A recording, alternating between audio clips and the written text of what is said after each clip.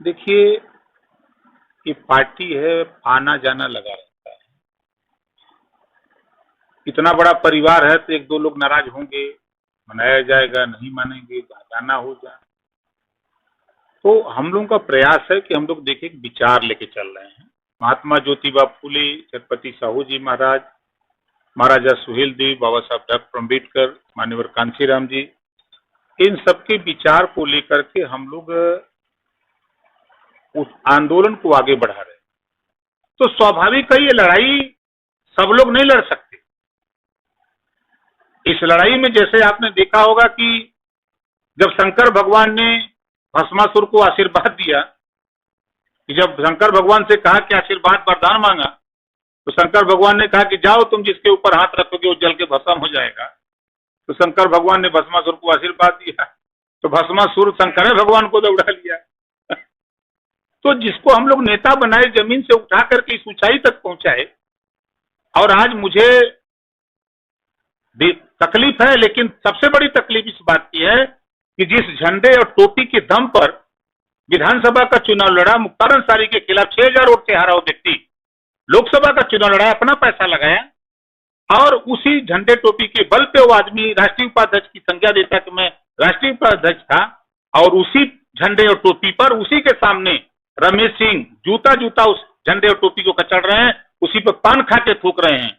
महाराजा सुहेलदेव जी का अपमान ओम प्रकाश राजभर कतई बर्दाश्त नहीं कर सकता है। एक नहीं सैकड़ों लोग चले जाएं, लेकिन महाराजा सुहेलदेव जी का सम्मान कभी झुकने नहीं देंगे। जब मौका था, 4 बार समाजवादी पार्टी की सरकार बनी, जब उस समय गारंटी थी कि बनाया जा सकता है, तब तो अखिलेश जी को याद नहीं आया। बहुमत थी, 224 सीट का बहुमत था। तब मौर्य जी याद नहीं आए, चौहान जी, पाल जी, पटेल जी, ब्राह्मण, राजपूत, भूमिहार नहीं याद आया, तब तो यादव जी खाली याद आते रहे। और जब न बनाने की बात है तो फिर भाई कुछ भी कहिए। अगर अखिलेश जी इस बात को कह रहे हैं तो शायद आपको मालूम होगा, 4 सितंबर 2013 को एक आदेश हाई कोर्ट ने किया था, अखिलेश जी मुख्यमंत्री थे, अमीर और गरीब के बच्चे एक साथ सरकारी स्कूल में पढ़े। क्या इन्होंने फॉलो किया? 13 सितंबर 2013 को एक फैसला आया कि पिछड़ी जाति के 27% आरक्षण में कुछ ही जातियां लाभ उठा रही हैं और शेष जातियां नहीं पा रहे हैं। इसको बांट करके, विभाजन करके सबको सामाजिक न्याय के दायरे में लाया जाए। क्या अखिलेश जी ने किया?